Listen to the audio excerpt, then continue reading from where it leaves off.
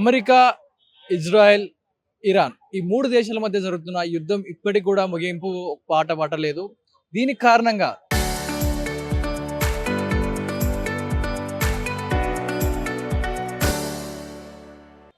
అన్ని దేశాల్లో కొంత మేరకైతే ఇంపాక్ట్ అయితే చూపిస్తా ఉంది. ఇటు ఇండియా పరంగా చూసుకుంటే ఈ కొరత కాస్త పెట్రోల్ పై అలాగే గ్యాస్ పై చూపిస్తున్నట్టు కనపడతా ఉంది. ఎందుకంటే ఇప్పటికే బెంగళూరులో అన్ని హోటల్స్ కూడా బంద్ చేయడం జరిగింది. ఎందుకంటే కమర్షియల్ సిలిండర్స్, గ్యాస్ సిలిండర్స్ ఏవైతే ఉంటాయో అవి ఇప్పట్లో హోటల్స్కి ఇవ్వడం కుదరదు అంటూ కూడా అక్కడ గవర్నమెంట్ చెప్పడం జరిగింది. కొద్ది రోజులకే వితిన్ 2 days లో అది హైదరాబాద్ కూడా రావడం జరిగింది. హైదరాబాద్లో హోటల్స్కి సిలిండర్ సప్లై ఆపేయడం జరిగింది. అదేవిధంగా మన దగ్గర ఉన్న గ్యాస్ సిలిండర్స్ వినియోగదారులు ఎవరైతే ఉంటారో వారికి ₹60 పైగా గ్యాస్ సిలిండర్ ఛార్జెస్ పెరగడం జరిగింది. అండ్ వన్స్ బుక్ చేసుకుంటే 21 రోజుల తర్వాతే గ్యాస్ సిలిండర్ లభ్యం అవుతుంది. అప్పటి వరకు కూడా మళ్ళీ బుక్ చేసుకునే అవకాశం లేదంటూ కూడా కొన్ని రూల్స్ అయితే రావడం జరిగింది. మరి దీనిపై ప్రజలు ఏమనుకుంటా ఉన్నారు? నిజంగా యుద్ధం కారణంగానే ఈ ఇంపాక్ట్ చూపిస్తుందా, లేకపోతే మరేదైనా కారణాలు అయి ఉండొచ్చా? ప్రజలు ఏమనుకుంటున్నారో వారి మాటల్లో విందాం. గ్యాస్ సిలిండర్ రేట్లు పెరుగుతూ ఉన్నాయి, మళ్ళీ బుక్ చేసుకోవాలన్నా దొరకట్లేదు అంటా కూడా మరి దేని గురించి ఏం చెప్తారు? పెరుగుతున్నాయి అంటే మన ప్రభుత్వం పెంచలేదు. ఇప్పుడు అవతల 2 దేశాల మధ్య యుద్ధాలు నడుస్తున్నాయంట, 2 దేశాల మధ్య. అందుకని మన భారత మీద ఆ భారం పడుతుంది. ఆ భారం పడకూడదంటే మన 2 రాష్ట్రాల ముఖ్యమంత్రులు కానీ, ఎమ్మెల్యేలు కానీ, మంత్రులు కానీ, 2 రాష్ట్రాల ప్రజలు కానీ అందరం కలిసి మనం ప్రధానమంత్రిని ఏడుకోవాలి. ఆ భారం మన మీద పడకూడదంటే ఇప్పుడు సగటు మధ్యతరగతి ఇప్పుడు ఉండోడు ఎట్నో గట్ట బతుకుతుడు. మరి లేని వాళ్ళు 90 మంది ఉన్నాం. మనం ఎట్ట బతుకుతాం?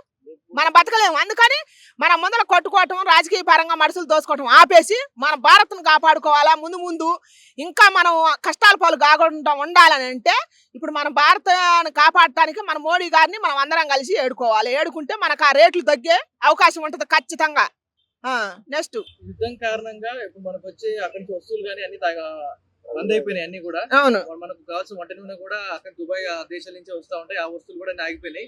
ఈ యుద్ధం వల్ల మన దేశం మీద ప్రభావం పడే అవకాశం ఉంది. పడ్డదుగా ఇప్పుడు అవకాశం ఏంది? మళ్ళీ బుద్ధులు కోసం అది పడ్డదుగా మనకి. ఇప్పుడు పడే కదా మన గ్యాస్ కి, ఇప్పుడు పెట్రోల్ కి, ముడి సవర్లు ఏంటి నాకు చెప్పరాట్లేదు. కానీ అన్నిటికి రేట్లు పెరిగినాయి అంటే మరి పడితేనే కదా, భారం పడితేనే కదా.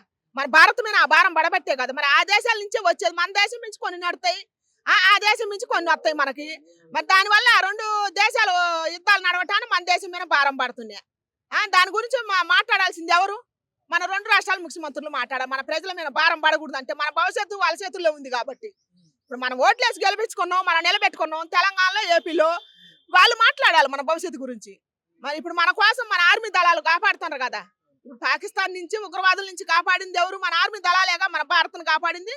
అట్లనే మన భారత మీద భారం పడకుండా ఉండాలని అంటే ఈ 2 రాష్ట్రాల ముఖ్యమంత్రులు కలిసి ప్రధానమంత్రిని అడగాల. అడిగితే ఆ భారం మనకు రాకుండా ఉంటుంది. ఇప్పటికే సగటు మధ్య తరగతి మనిషి పెరిగిన ధరలతో ఉక్కిరి బిక్కిరి అవుతారు. ఎవరు బతికే పరిస్థితి లేదు.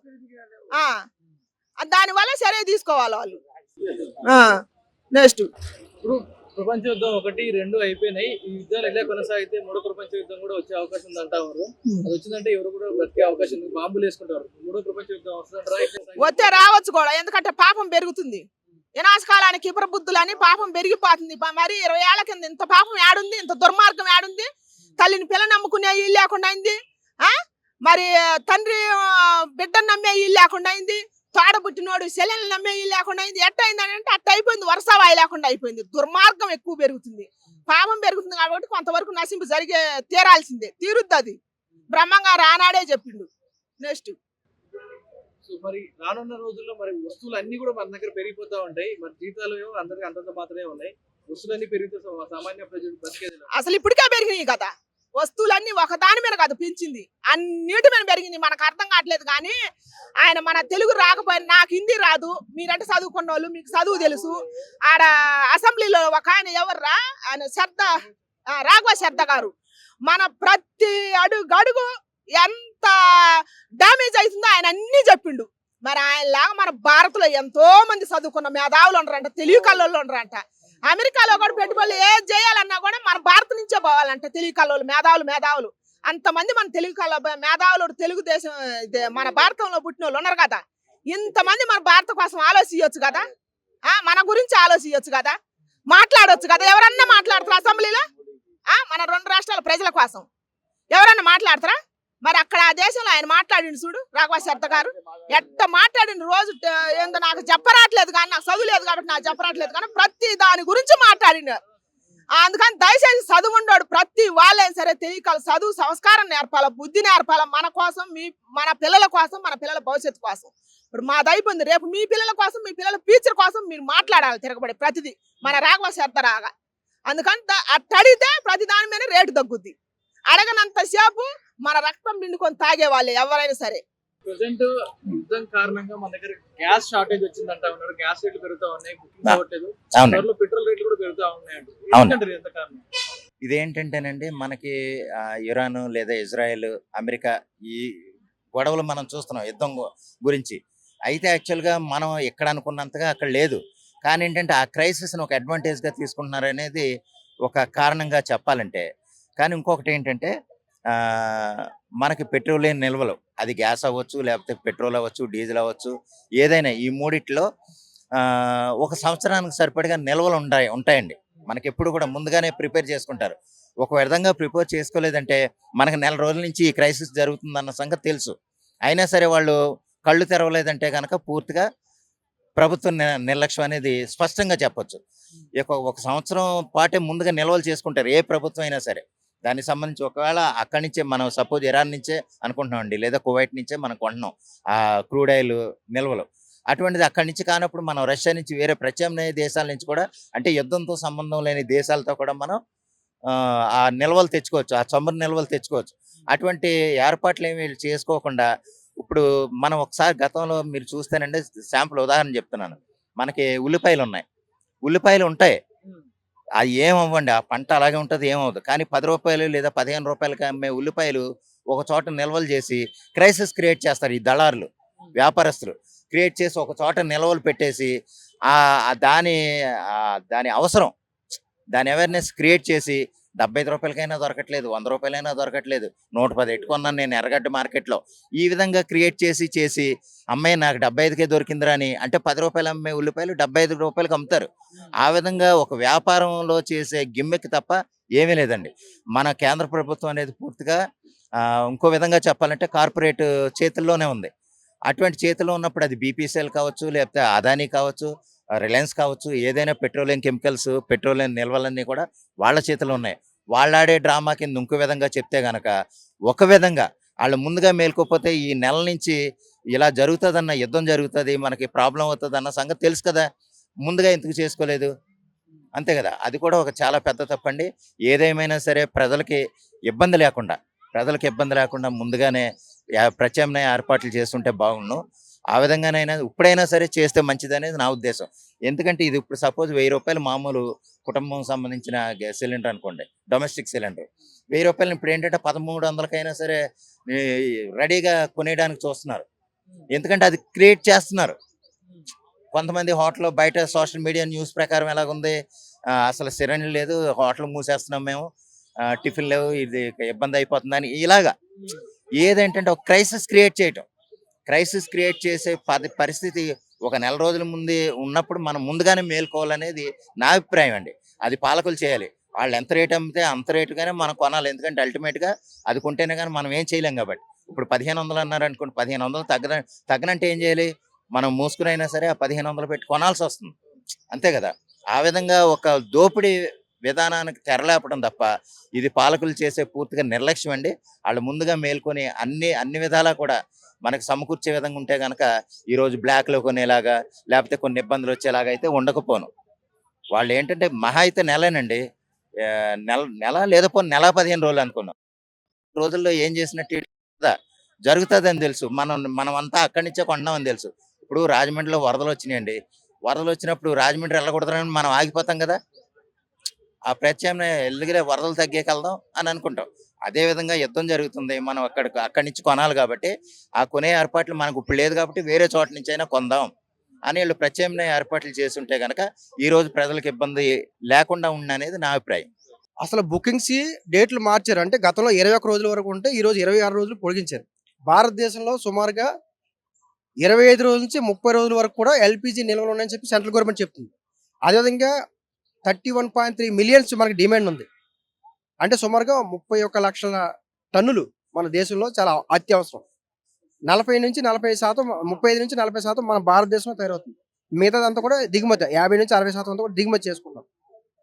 ప్రధాన కారణం ఏంటంటే ఈరోజు నిన్న వాతావరణం చూస్తే హైదరాబాద్లోని ఎవరైతే గ్యాస్ డిస్ట్రిబ్యూటర్ చేస్తారో వాళ్ళందరూ కూడా ఈ 14 కేజీలు ఉన్న ఏవైతే ఇంట్లో వినియోగించే సిలిండర్ ఉందో అది సుమారుగా హైదరాబాద్లో 4,000 రూపాయలు, విశాఖపట్నంలో 3,000 రూపాయలు బ్లాక్ అమ్ముతున్నారు.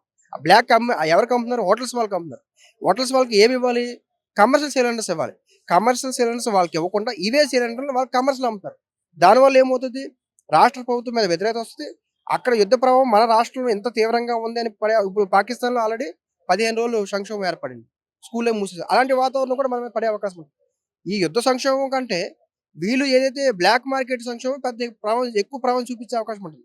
ఈరోజు హైదరాబాద్లో కూడా ఈరోజు ఈవినింగ్ 4:30 వాతావరణం ప్రకారం స్విగ్గీ, జొమాటో హైదరాబాద్లో ఆపేస్తారు ఈరోజు నైట్ నుంచి కూడా. అంటే ఇడ్లీ కానీ, టిఫిన్ కానీ, బిర్యానీ కానీ ఏవైతే ఇవి ఉన్నాయో ఇవన్నిట్లో కూడా సరఫరా చేసే వాతావరణం ఆ హోటల్స్కి లేవు. ఎందుకంటే మాన్యువల్గా వచ్చే వాళ్ళకి మాత్రమే సప్లై చేయడానికి సిద్ధంగా ఉన్నారు తప్ప ఆన్లైన్లో సప్లై చేయడానికి ఇక్కడ గ్యాస్ సరఫరా లేదు. వాళ్ళు ఎవరు కూడా ఇవ్వట్లేదు, రెస్పాండ్ అవ్వట్లేదు అని కూడా చెప్తారు.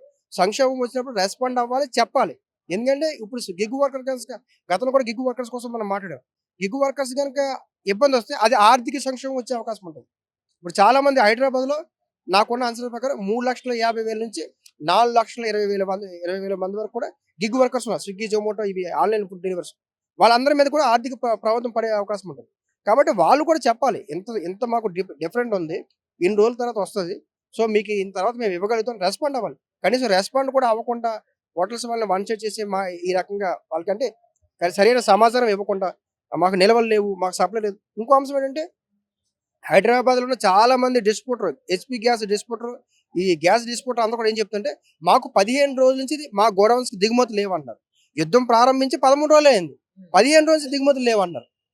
ఎక్కడ కూడా అసలు కనీసం అక్కడ వాళ్ళు ఏమన్నారంటే మేము అవసరమైతే బోర్డు కూడా పెడదాం అనుకుంటున్నాం కానీ గవర్నమెంట్ నుంచి ఒత్తిడి వస్తుంది, మేము పెట్టమని అంటున్నారు. పెట్టడానికి కూడా సిద్ధంగా ఈ రోజు బోర్డులు కూడా గ్యాస్ లేదని చెప్పి బోర్డులు పెట్టడానికి కూడా సిద్ధం అవుతారు.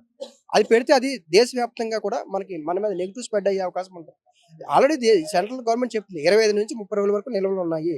సో దాన్ని మేనేజ్ చేసుకుంటూ, అంటే బుకింగ్ కూడా టైం పెంచారు, 5 రోజులు పెంచారు. సో దాన్ని మేనేజ్ చేసుకుంటూ సెంట్రల్ గవర్నమెంట్ ఇచ్చే గైడెన్స్ ప్రకారం డిస్ట్రిబ్యూటర్లు పనిచేయాలి. సెంట్రల్ గవర్నమెంట్ అనుగుణంగా డిస్ట్రిబ్యూటర్లు పనిచేయాలి. అలా కాకుండా మాకు ఇక్కడ డిమాండ్ ఉంది, కొరత ఉంది అని చెప్పి ఇష్టం వచ్చినట్లు వాళ్ళ రేట్లు పెంచడం కరెక్ట్ కాదు. గవర్నమెంట్ రేవంత్ రెడ్డి గారు కూడా ఈ అంశాన్ని చాలా డెప్త్గా వెంటనే ఈ హైదరాబాద్లో డిస్ట్రిబ్యూటర్లు ఏవైతే ఉన్నాయో వాటి మీద వెంటనే కూడా ఇంటెలిజెన్స్ రిపోర్ట్స్ కానీ అధికారులు కానీ వెంటనే పంపించాలి. ఇదే గనక బ్లాక్ మార్కెట్ ఒక 3-4 రోజులు కనుక హైదరాబాద్లో కొనసాగితే పూర్తిగా అది పెద్ద సంక్షోభంగా మారిపోయే అవకాశం ఉంది. అంటే ఈ సంక్షోభం కంటే ఇది డబుల్ అయిపోద్ది.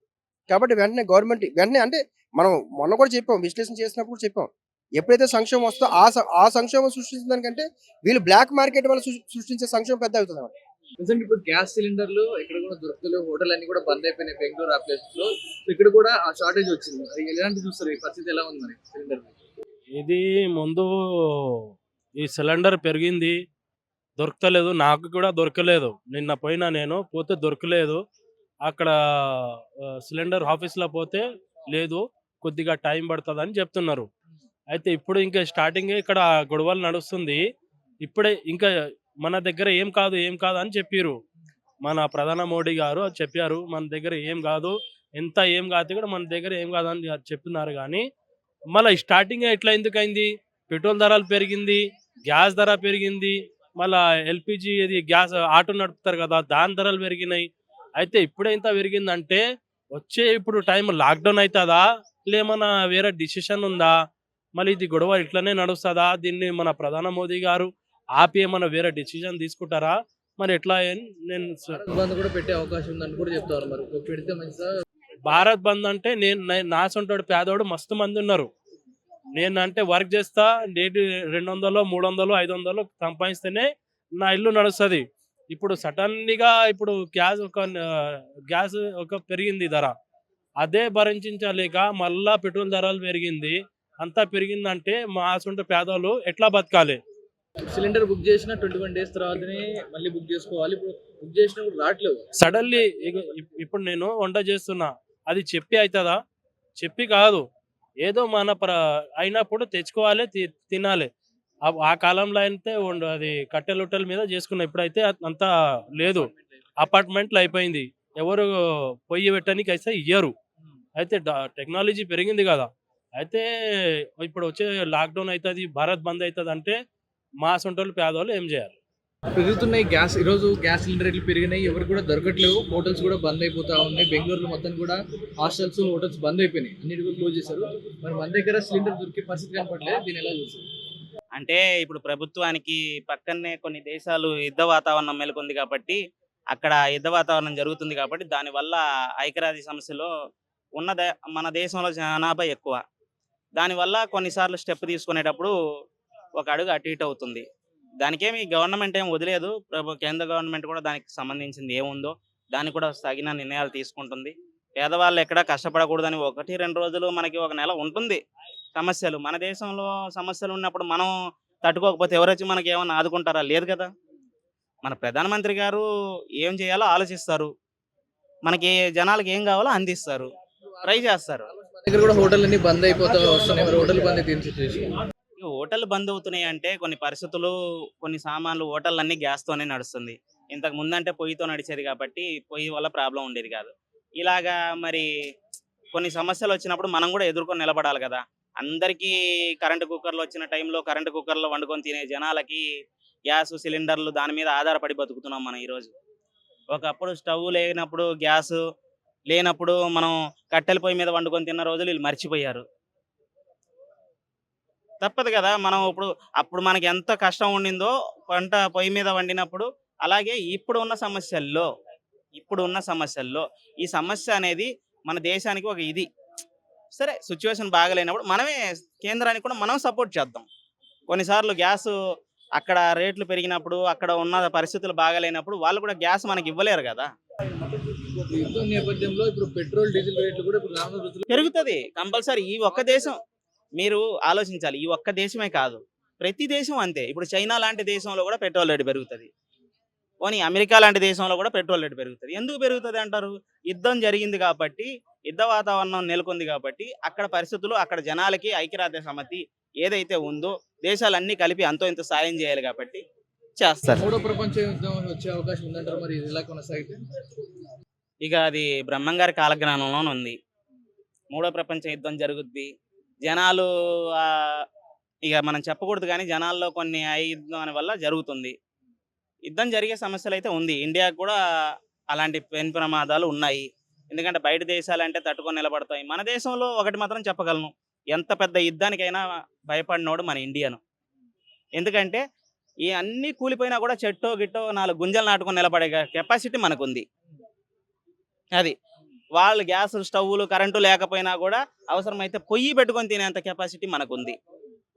దానికైతే ఇండియాకి మనం ఎప్పుడైనా సరే సల్యూట్ చేయాలి భారతదేశానికి. కరెంటు లేని టైంలో కూడా దీపాలు కనిపెట్టినంత చరిత్ర మనది. అందుకే చెప్తున్నాను, మనము ఎంత పట్టుదిద్దంగా ఉండాలి అంటే, పక్క దేశాల్లో అంత స్ట్రిక్ట్గా ఉంటేనే యుద్ధం జరిగితే జనాలు. మన దేశంలో అలాంటి హెచ్చరికలు కూడా చాలా తక్కువ. ఏ టైంలో ఎలాంటి పరిస్థితులు ఉంటాయో, ఎలాంటి అణుబాంబులు పడతాయో కూడా మనం చెప్పలేం. ఒక అణుబాంబు పడ్డ చరిత్ర దేశం మీద పడింది అంటే మళ్ళీ ఒక 20 ఏళ్ళు 30 ఏళ్ళు పడితే కోలుకోవడానికి. అలాంటి సిచ్యువేషన్ మనం క్రియేట్ చేయకుండా మన దేనికైనా సరే మనం అందరం సిద్ధంగానే ఉండాలి. మతాల పరంగా పక్కన పెట్టండి, అన్నిటి పరంగా పక్కన పెట్టండి. దేశానికి కష్టం వచ్చినప్పుడు అందరూ ఏకం అవ్వండి. ఇప్పుడు గ్యాస్ లేదనో, లేకపోతే పెట్రోల్ ధరలు పెరిగిందనో మన ప్రభుత్వాల్ని దాన్ని నిందించు కూర్చుంటే మన దేశం ఎలా ముందుకెళ్తుంది? మనకు కష్టం వచ్చిందంటే దేశాల్లో ఉన్న ప్రధానమంత్రులు, సీఎంలు మనకు సపోర్ట్ చేస్తున్నప్పుడు, దేశం కష్టంలో ఉందన్నప్పుడు మనం ముందుకు వెళ్దాం. మనం ముందుకు వెళ్ళి మనం సపోర్ట్ చేయాలి కదా. ఆ రాష్ట్రం సీఎంలకైనా, ఆ రాష్ట్రంలో ఉన్న మన కేంద్ర గవర్నమెంట్కైనా మనం సపోర్ట్ చేయాలి. ఎంతో దానికి వేస్ట్ ఖర్చులు పెడతాం, 500, 400, 1000 రూపాయలని ఖర్చులు పెడతాం కదా. ఇలాంటి వాటిలో ఖర్చు పెట్టి మీ దేశ గౌరవాన్ని కాపాడుకోండి. నా ఉద్దేశం ఏంటంటే, ప్రతి ఒక్కళ్ళు కష్టంలో ఉండేటప్పుడు మనం కూడా వాళ్ళు రేట్లు పెంచారు మనకు అందట్లేదా అని అనుకునే బదులు మనం ఏం చేస్తే బాగుంటుందో దాన్ని ఆలోచిస్తే బాగుంటుందని ప్రతి చదువుకున్న వాళ్ళకి, అలాగే ప్రతి ఒక్క భారతీయుడికి నేను చెప్పే నా మాటగా. యుద్ధం కారణంగా మన దగ్గర ఎలాంటి ఇబ్బందులు రావన్నారు, కానీ ఇప్పుడు గ్యాస్ రేట్లు మొత్తం పెరిగిపోయినాయి. బెంగళూరులో మొత్తం హోటళ్ళు, హాస్టల్ బంద్ అయిపోయినాయి గ్యాస్ లేక. మన దగ్గర కూడా హాస్టల్లో కొన్ని రిస్ట్రిక్షన్స్ పెట్టారు. ఇంట్లో కూడా కొంతమందికి 21 రోజుల వరకు కూడా సిలిండర్ దొరకదు అంటారు. రేట్లు పెరిగినాయి 60 రూపాయల పైగా. దీన్ని ఇలా చూస్తారు? నాకు యుద్ధం కారణంగా పెరిగాయంటే నమ్మబుద్ధి కావట్లేదు. ఇది పెద్ద స్కామ్లా కనపడుతుంది నాకు. ఎందుకంటే కేంద్ర ప్రభుత్వం ఏం చెప్తుంది, మనకి గ్యాస్ కానీ పెట్రోల్ కానీ డీజిల్ కానీ కొరత లేకుండా చూసే బాధ్యత మనం తీసుకున్నాం అన్నది కదా. ఏదో కొద్దిగా పెంచాము, కొరత అయితే ఉండదని చెప్పారు కదా. మరి ప్రత్యేకంగా హోటళ్ళకి వీటికి మన కమర్షియల్ గ్యాసు నిలిపేశారు. కారణం ఏంటి? ఇది ఏదో జరుగుతుంది.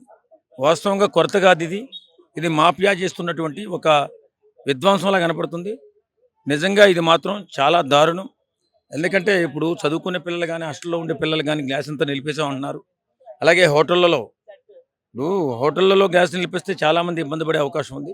కాబట్టి గ్యాస్ సరఫరాని ప్రభుత్వాలు వెంటనే పునరుద్ధరించాలి. ఖచ్చితంగా గ్యాస్ మీద గట్టి చర్య తీసుకోవాలి. ఇదేదో స్కామ్లా కనపడుతుంది. ఇది దృష్టిలో పెట్టుకుని మా మధ్యతరగతి కుటుంబీకులో ఎక్కువ పర్సెంటు ఈ హాస్టల్లో ఉండి చదువుకునేటటువంటి వాళ్ళు కానీ వీళ్ళు కానీ ఎక్కువ ఉంటారు. కాబట్టి ఇలాంటి అన్యాయం జరగకుండా చూసుకోవాల్సిన బాధ్యత ప్రభుత్వానిపై ఉంది. దీని నుంచి అర్జెంటుగా సత్వరమే పరిష్కారం చేసే విధంగా ప్రభుత్వాలు ప్లాన్ చేయాలని కోరుకుంటున్నాం. ఈ యుద్ధం కారణంగా మరి పెట్రోల్ డీజిల్ రేట్లు కూడా పెరిగే అవకాశం ఉందంటా ఉన్నారు, షార్టేజ్ అవుతా ఉంది అంటారు. మరి ఇది ఎలా చూడొచ్చు పెట్రోల్ రేట్ డీజిల్ రేట్? మనకి అంత కొరత ఉండదని ప్రభుత్వాలు చెప్తున్నాయి. మనకు అంత కొరత రాదు. ఏమన్నా పెరిగితే ఏదో కొద్ది 5-10 రూపాయలు పెరిగే అవకాశమే ఉంది తప్ప యుద్ధం వల్ల మనకి వచ్చినటువంటి నష్టం లేదని చెప్పి భరోసా ఇస్తున్నారు. కానీ ఇలా పెంచుకుంటూ పోతూ గ్యాస్ ఆపుకుంటూ వచ్చేస్తుంటే సామాన్య జనం చాలా ఇబ్బంది పడే అవకాశం ఉంది. కాబట్టి ఏదేమైనా తొందరగా ప్రభుత్వాలు మేల్కొనాలి. ప్రజలు ఇబ్బంది పడకుండా ప్రభుత్వాలు మేల్కొని సత్వరమే పరిష్కారం చేయాలి. ఇప్పుడు ఇరాన్, ఇజ్రాయెల్, అమెరికా ఈ మూడు మధ్య జరుగుతున్న యుద్ధం ఇది ఇప్పుడు మూడో ప్రపంచ యుద్ధం దారిసే అవకాశం ఉందంటారా? అంత సీన్ ఉండదండి. నేను ఏమంటానంటే మూడో ప్రపంచ యుద్ధం అంటూ జరిగితే ప్రపంచ నాశనమే, మనిషి మనుగడే కష్టమైపోద్ది. అంత తీవ్రమైన ఆలోచన చేస్తారని నేను అనుకోను. ఖచ్చితంగా మూడో ప్రపంచ యుద్ధానికి దారి తీయదు. ఇది అహంకారం ఆత్మాభిమానం మధ్య జరుగుతున్నటువంటి ఒక యుద్ధం. దీని గురించి మనం ఏం ఆలోచిస్తాం? ఆ రెండింటి మధ్య జరుగుతున్నటువంటి యుద్ధం రెండు నాశనమే కోరుకుంటుంది తప్ప ప్రపంచ నాశనాన్ని కోరుకోరు. ఎందుకంటే ఇది ఎవరు కోరుకునే యుద్ధం కాదు. ఒక అహంకారం, ఒక ఆత్మాభిమానం ఎవరిదైనా కాదు. కాబట్టి నేనేమంటానంటే ఏదేమైనా యుద్ధం త్వరగా ముగిసిపోయి ప్రజలు శాంతి సౌఖ్యాలతో వర్ధిల్లాలి తప్ప ఇలా యుద్ధంతో నాశనం అయిపోయి ప్రపంచ యుద్ధం రాదు. నాకు తెలిసి మూడో ప్రపంచ యుద్ధం అనేది జరిగే పని కాదు. అది రాదు. వచ్చిందంటే మాత్రం మానవాళి మాత్రం ఒక్కడు కూడా మిగిలే అవకాశం లేదు. ఒకరి మీద ఒకరు న్యూక్లియర్ బాంబులు వేసుకుంటారు. అంతే. అంత దాకా దారి తీయదు. ఏవైతే అహంకారంతో యుద్ధాలు చేసుకుంటున్నారో వాళ్ళు మాత్రం నాశనం అయిపోవడం ఖాయం. ఇండియా పరిస్థితి ఏంటంటారు? అవంతా వరల్డ్ వార్ వస్తే మన ఇండియా అక్కడ యుద్ధాలు జరుగుతా ఉంటే మన మీద ఇంపాక్ట్ పడతా ఉంది, ఎంతో కొంత ఇంపాక్ట్ పడతా ఉంది. ఇటు అక్కడి నుంచి వచ్చి మనం వంట నూనెలు కావచ్చు, ఈజిప్ట్ నుంచి రావాలి ఆ వంట నూనెలు కావచ్చు, డీజిల్, క్రూడ్ ఆయిల్ కావచ్చు, గ్యాస్, నిత్యావసర సరుకులు, షిప్లన్నీ కూడా అయిపోతూ ఉన్నాయి. ఇటు ఇండియా మీద ఇంపాక్ట్ చూపిస్తుంది అంటారు ఇదంతా కూడా యుద్ధం. యుద్ధం అంటూ జరిగితే అన్ని దేశాల మీద ఇంపాక్ట్ చూపిస్తుందండి. యుద్ధం లేకుండా శాంతిగా ఉంటేనే మనం సౌఖ్యంగా ఉండగలుగుతాం. అంతే తప్ప యుద్ధాలు చేసుకుని నాశనం అయిపోతే ఆ దేశాలు నాశనమే. నేనేమంటానంటే యుద్ధం జరుగుతున్నప్పుడు అన్ని రంగాలు కూడా కుదేలైపోవడం జరుగుతుంది, ఖచ్చితంగా జరుగుతుంది. కాబట్టి మనం ఏంటంటే కొంచెం ఓపికతో జాగ్రత్తగా ప్రభుత్వం ఆలోచించి ముందడుగేస్తే మన భారతదేశానికి వచ్చిన నష్టమే ఉండదు. ఎందుకంటే మన భారతదేశం సాంప్రదాయమే ఎప్పుడు కూడా ఒక దేశంతో యుద్ధం చేయలేదు. ఎప్పుడు ఒక దేశాన్ని ఆక్రమించాలని ఆలోచించదు. ఒక దేశం పైన స్వార్థపడం, ఒక దేశం నాశనం అయిపోవాలని ఆలోచించే మనస్తత్వం భారతదేశంకి లేదు. కాబట్టి భారతదేశం ఎప్పుడూ సుసంపన్నంగా అద్భుతమైన ప్రగతితో ముందుకు వెళ్తూనే ఉంటుంది. ఎంతో అట్టడుగు స్థానాన్ని ఉన్నటువంటి భారతదేశం వేళ అద్భుత ప్రగతిలోకి వెళ్ళింది. కారణం శాంతి సౌభాగ్యాలు ఎక్కువగా కోరుకుంటుంది. ఈ యుద్ధాన్ని కూడా ఆపే శక్తి సామర్థ్యం ఒక భారతదేశానికి ఉంది అని చెప్పి మాలాంటి వాళ్ళు నమ్ముతున్నాం. ఎందుకంటే అంత పగడ్బందీ వ్యవస్థ మనకుంది. ఖచ్చితంగా శాంతి సౌభాగ్యాలు వర్ధిల్లాలని నిరంతరం ఆలోచించే దేశమే మన భారతదేశం. కాబట్టి భారతదేశం యుద్ధాల వల్ల కొంచెం ఇబ్బంది పడవచ్చునేమో తప్ప భారతదేశానికి వచ్చినటువంటి పెద్ద విపత్కర సందర్భంగా రాదు. గ్యాస్ రేట్లు పెరిగిపోయినాయి, సిలిండర్ దొరకట్లేదు మన దగ్గర. బయట బెంగళూరులో కానీ ఇక్కడ కానీ అన్ని హోటల్స్, రెస్టారెంట్స్ కూడా బంద్ అయిపోతా ఉన్నాయి. ఎలా చూస్తారు ఇప్పుడు గ్యాస్ రేట్లు పెరుగుతా ఉన్నాయి? ప్రభావం అనేది ఎంతవరకు ఉన్నది అనేది నిజమైతే మనకి ఇంతవరకు తెలియదు. కానీ ఇదైతే నాకు ఒక రకంగా ఎవరో కాలం చేస్తున్న హైప్ లాగానే అనిపిస్తుంది. అంటే ఎక్కడో గోడౌన్లో దాచిపెట్టేసి చేయడం అని చెప్పి. ఎందుకంటే మొన్నటిదాకా మనకు T20 వరల్డ్ కప్ నడిచింది. ప్రజలలో ఎవరిలో కూడా ఎటువంటి భావన లేదు. ఇరాన్లో యుద్ధం జరగడం వల్ల ఇక్కడ మనకి ఏమైనా రేట్స్ పెరుగుతున్నాయి అని చెప్పేసి, లేదా అక్కడి బాంబులు ఏమైనా మన వరకు వస్తున్నాయా అని చెప్పేసి, అటువంటి అనేది ఏది జరగకుండా ఇక్కడ మనం ప్రశాంతంగా ఉన్నాము. సడన్గా ఇది అంటే యుద్ధం స్టార్ట్ అయినప్పటి నుంచి కొద్దిగా అని చెప్పేసి ఎఫెక్ట్ కనపడాల్సింది. అటువంటి కనపడకుండా ఒకటేసారి ఎవరో కావాలని చేస్తున్నారు. బెంగళూరులో ఉన్నది కాంగ్రెస్ ప్రభుత్వం ఇటువంటిది ఏదైనా చేస్తే మోదీ మీద ఎఫెక్ట్ పడుతుంది అని నాకు తెలిసి, నా ఆలోచన పరంగా ఇది కావాలని బెంగళూరు రాజకీయ పార్టీ చేస్తున్న కుట్ర. ఎందుకంటే అక్కడ మనకు షార్టేజ్ వస్తుంటే ఆటోమేటిక్గా తెలంగాణ, ఆంధ్రాలో కూడా రావాలి. అటువంటిది అనేది ఇంకా మనకు స్టార్ట్ కాలేదు. అంటే ఒక పార్టీ అనేది చేస్తుంది. ఇక్కడ కూడా మన కాంగ్రెస్ ప్రభుత్వం ఉంది తెలంగాణలో. షార్టేజ్ ఉంది అంటున్నారు. షార్టేజ్ అనేది స్టార్ట్ అయింది. అంటే ఇప్పుడు అక్కడ స్టార్ట్ అయింది కాబట్టి ఆల్రెడీ వాళ్ళు లేవనెత్తారు. వీళ్ళు కూడా మెల్లగా స్టార్ట్ చేస్తున్నారు. ఇది యాక్చువల్ అనేది ఇక్కడ లేదు. ఇంకా వేరే రాష్ట్రాలు కూడా ఉన్నాయి. మనకు అతిపెద్ద రాష్ట్రం అంటే యూపీ. ఇక్కడ కూడా ఉంది. ఎందుకంటే బుకింగ్ ఒకసారి చేసుకుని 21 రోజుల తర్వాత చేసుకోండి. హోటల్స్ కి ఇప్పుడే గ్యాస్ కమర్షియల్ ఇవ్వమంటా ఉన్నారు ఇక్కడ మన. ఇప్పుడు దీన్ని ఏమంటారంటే నాకు తెలిసి పైనుంచి అధికారులు ఆర్డర్ చేయడం వల్ల హోటల్లో మాత్రం ఒక రకంగా ఆపిపెట్టారు. అంటే ప్రభావం అందరి మీద పడాలి అని చెప్పి హోటల్లో ఆపిపెడితే ఆటోమేటిక్గా కస్టమర్లు అనేది తగ్గుతారు. కస్టమర్లు తగ్గుతున్నప్పుడు వాళ్ళకి ఆటోమేటిక్గా ఒక న్యూస్ అనేది వెళ్ళిపోతుంది. మీరు ఎందుకు సప్లై చేయలేకపోతున్నారంటే ఇలా షార్టేజ్ వస్తుందని చెప్పి దీన్ని తొందరగా స్ప్రెడ్ చేయడానికి అని చెప్పి అక్కడ ఎఫెక్ట్ కొడుతున్నారు. నిజానికి అనేది నాకు తెలిసినందుకు షార్టేజ్ అనేది రాలేదు. షార్టేజ్ అనేది రానియకుండా చూసుకోవడానికి మోదీ ప్రభుత్వం. మనకు మెయిన్ థింగ్ నేను చెప్పబోయేది ఏంటంటే యూపీ అనేది మనకు అన్ని రాష్ట్రాల కంటే పెద్ద రాష్ట్రం యూపీ. మనకు షార్టేజ్ అనేది ఏది ఉన్నా కానీ ఫస్ట్ ఎఫెక్ట్ కొట్టాల్సింది అక్కడనే. అక్కడ ఎఫెక్ట్ రాలేదంటే దేశంలో అటువంటి ఎఫెక్ట్ అనేది లేదు. ఇది కల్పితంగా క్రియేట్ చేస్తున్నారు. బెంగళూరులో రావడం కారణం ఇదే కాంగ్రెస్ అని చెప్పేసి, తెలంగాణ రావడం కారణం ఇదే కాంగ్రెస్ అని చెప్పేసి, అటువంటి మెల్లమెల్ల వీళ్ళు ఇంప్లిమెంట్ చేస్తున్నట్టు మోదీ మీద ఏ రకంగా అటాక్ చేద్దామని చెప్పేసి. నేను చెప్పేది కూడా ఒకటే అండి, మొన్నటిదాకా T20 ప్రపంచ కప్ మాయలోనే ఉన్నాం. ఇప్పుడు సడన్గా అది అయిపోయి ఇది లేవనెత్తారు అన్నట్టు 21 days అయితే కానీ మాకు బుకింగ్ రావట్లేదు అని చెప్పేసి. నిజానికి అయితే ఏది ఉన్నా కానీ మోదీ గారు పూర్తి పాలనతో చూస్తున్నారు. ఈవెన్ ఇరాక్ కూడా ఇవాళ ఒకటే మాట ఆలోచిస్తుంది. పొరపాటున మోదీ గారు కనుక మా గురించి ఆలోచించి ఒక మాట ట్రంప్ గారికి చెప్తే యుద్ధం అనేది ఆగిపోతుందని చెప్పేసి. ఎవరైతే ఆల్రెడీ బాంబులను ఎదుర్కొంటున్నారో, ఎవరైతే ఆర్థికంగా సంక్షోభంలో ఉన్నారో వాళ్ళు క్లియర్గా మోదీ గురించి ప్రేయర్ చేస్తున్నారు ఆయన రావాలని చెప్పి. మన దేశానికి అటువంటి గత మోదీ గారు ఎందుకు పట్టిస్తారు? ఇది కావాలని చేస్తున్న చర్య మాత్రమే. చరిత్ర సృష్టించినోడు ఇప్పుడు ఆ చరిత్రని తిరగరాయబోతున్నాడు. అబద్ధాల గోడల్ని బద్దలు కొట్టి నిజాలను రాగా మీ ముందుంచబోతున్నాడు. నిజమైన వార్తల కోసం వెంటనే డౌన్లోడ్ చేసుకోండి రా యాప్ని.